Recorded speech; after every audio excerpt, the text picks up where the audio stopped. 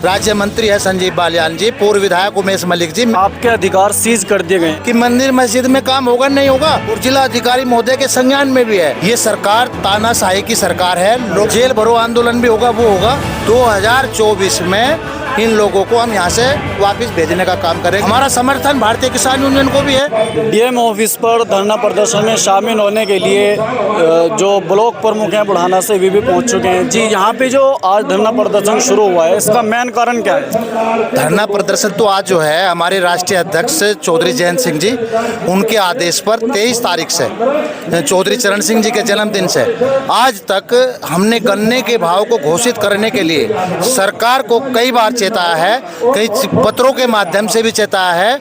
आज तक जो है न तो भाव घोषित किया, गन्ने का भाव घोषित नहीं किया, और दूसरा गन्ने का जो पेमेंट है पिछले साल का तो रोक ही रखा है, इस साल का भी एक पैसे का भुगतान नहीं किया। तो ऐसी तानाशाही सरकार है, उसी के खिलाफ, सरकार के खिलाफ आज ये धरना प्रदर्शन है और चौधरी साहब का आदेश है। तब तक वे जो भी वो कहेंगे, आज तो ये धरना प्रदर्शन है, कल अगर रेल रोको आंदोलन भी होगा वो भी होगा, जेल भरो आंदोलन भी होगा वो होगा। तो किसानों के हित में और जनता के हित में किसी तरह की कोई भी अनदेखी नहीं की जाएगी। पूरे देश से लाखों पत्र वहाँ पे पहुँच चुके हैं, लेकिन उनका असर होता हुआ नजर नहीं आ रहा। क्या इस धरने से कुछ समाधान होने की उम्मीद है? ये सरकार तानाशाही की सरकार है, लोकतंत्र की हत्या इस सरकार में होती आ रही है, और ये एक ऐसा परंपरा डालने की कोशिश है कि अगले आने वाली सरकार इन लोगों को भी ऐसे सबक सिखाने का काम करेगी जिस तरह से ये लोग कर रहे हैं। तो हम तो बताना चाहते हैं, हम तो अब भी टाइम रहते हुए सरकार को भी चेताना चाहते हैं, बताना चाहते हैं वो समझदारी से काम ले, और जो है ऐसा तानाशाही जो लोग कर रहे हैं उन लोगों के विरुद्ध कार्रवाई करें, और जो किसान हैं जो आज पीड़ित है उनका जल्द गन्ने का भाव घोषित करें, और जो है जो बकाया पेमेंट है उसका भुगतान कराने की व्यवस्था करें, और जो किसानों के जो 12 पर जो बिजली के मीटर जो ज़बरदस्ती थोपे जा रहे हैं, जिनका कोई औचित्य नहीं, जो किसान भरपाई नहीं कर पाएगा, उस भुगतान को नहीं कर पाएगा, वो भुगतान नहीं दे पाएगा, तो उसको भी एक व्यवस्था जो है कि सरकार करे। और बस हमारी तो यही मांग है, और नहीं करेगी तो लड़ाई तो हम लड़ ही रहे हैं, राष्ट्रीय लोग तो लड़ाई लड़ रहा है। आपके अधिकार सीज कर दिए गए हैं, इसका मेन कारण क्या है? ये तो एक बताया मैंने अभी आपको, परंपरा है, ये तो सोच लिया इन लोगों ने। मैं बोलता हूँ, मैं इसका सीधा सीधा जिम्मेदार यहाँ के जो सांसद है, जो यहाँ के मंत्री हैं, राज्य मंत्री है संजीव बालियान जी, पूर्व विधायक उमेश मलिक जी, मैं स्पष्ट कहता आ रहा हूँ, केवल इन्होंने व्यक्तिगत रूप से एक दबाव बनाने के लिए ये चाहते थे कि मैं राष्ट्रीय लोकदल को छोड़ करके, राष्ट्रीय लोकदल की नीतियों को छोड़ करके ज़बरदस्ती भारतीय जनता पार्टी के इन लोगों के नेतृत्व में मैं काम करूं। ऐसा तरफ से बहुत सारे आरोप लगाए गए हैं उनकी तरफ से, आपके ऊपर क्या कहना चाहेंगे आप? नहीं, मेरे ऊपर क्या आरोप लगाए गए? मेरे ऊपर कोई आरोप ही नहीं है। बताओ। मैं लिखा था कि जो विकास कार्य पहले हो चुके थे उनको आपने कागजों में चढ़वा करके आगे भेज दिए, कुछ इस तरीके से कहा गया था आपके बारे में। ऐसा तो बिल्कुल गलत है, निराधार है, क्योंकि प्रत्यक्ष को प्रमाण की जरूरत नहीं है। जो डॉक्यूमेंट्स है, जो पेपर है, आज भी मौजूद है, वे ब्लॉक में भी है और जिला अधिकारी महोदय के संज्ञान में भी है। क्योंकि जो कार्य मेरे से जो कंप्लेंट करता है, जिस आदमी ने शिकायत की है, वो वहाँ का ब्लॉक प्रमुख रहा है उस टाइम, वर्तमान में जब ब्लॉक प्रमुख था उसी के टाइम में ये प्रस्ताव हुए थे, उसी के टाइम में कार्य योजना बनी थी, उसी के टाइम में एस्टीमेट बने थे, उसी के टाइम में टेंडर आमंत्रित हुए थे, उसी के टाइम में कार्य समाप्त हो गया था। क्या उसको ये नहीं पता था कि मंदिर मस्जिद में काम होगा नहीं होगा? क्या उसने कोई रोक लगाई थी? इस बात को कह करके मात्र कि मंदिर मस्जिद में कार्य कराया गया है, क्या पे अधिकार सीज किए जाते हैं, इसी बात को लेकर के अधिकार सीज किए गए।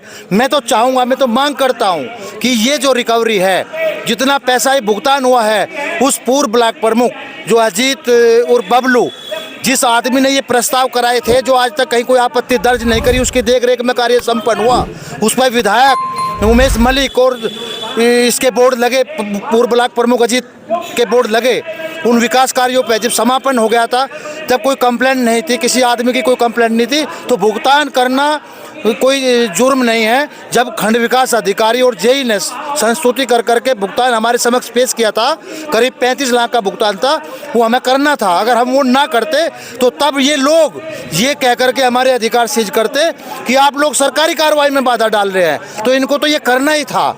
ये तो एक लोकतंत्र की हत्या इन लोगों ने की है और इसका सबक 2024 में इनको मिलने जा रहा है। अच्छा, जिस तरीके से जीआईसी मैदान में बहुत सारी समस्याओं को लेकर धरना प्रदर्शन चल रहा है, क्या ऐसा नहीं मुमकिन था कि वहीं पे आप भी उनके साथ में मिलकर के इस धरना प्रदर्शन को शुरू करते?